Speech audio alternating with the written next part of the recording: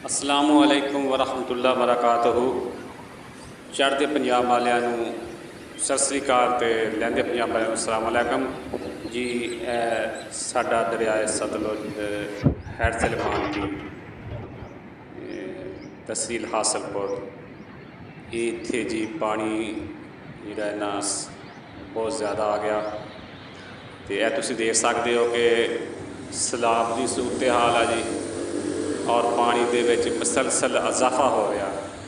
तो यह तुहानूं असीं चलो लैके जा रहे हैं जी,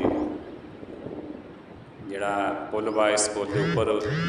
तो देखो पानी की रफ्तार देखो और पानी का बहाव देखो कितना तेज़ हैगा। इसकी वजह कि इंडिया बहुत बारिशां हो रही ने और उधरों पानी जिहड़ा वा सारा दरिया सतलुज के रास्ता वो साढ़े हैड सलमान की क्रॉस कर इत्थे हासलपुर जिहड़ा हैगा क्रॉस कर रहा हैगा। तो सारे लोगों का अगे अपील आ कि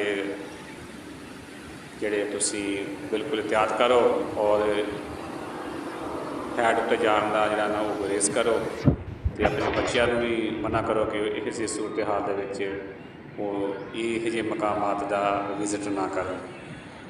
ठीक है जी, इंशाअल्लाह मिलते हैं फिर अगली वीडियो के नाल।